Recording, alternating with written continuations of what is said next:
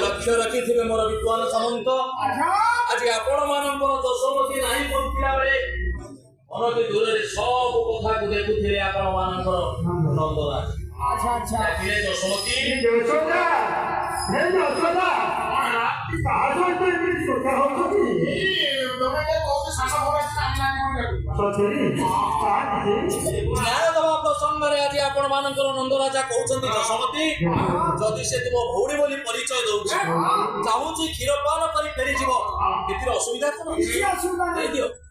ये हमरा बढिबो भलो मत कहलो धीरे पाउसी ये खाइए बोलता ना आज्ञा लक्ष्य रखिथिबे मोर महामान स्वामी आदेश होउछि कठोर आदेश शिरोधार्य करिबा आपण मानकर कर्तव्य पतिव्रता नारी कर्तव्य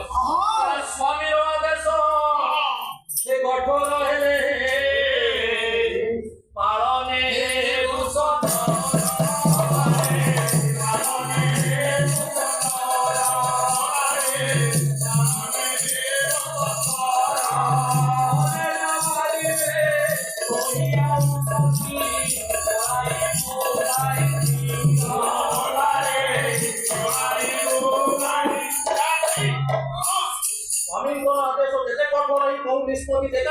समस्त पतिव्रता नारी मानकर सहकर्मी भाव ग्रहण करवा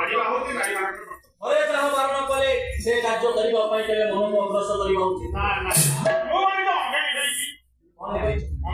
मो धियो थोड़ा खराब हो जाए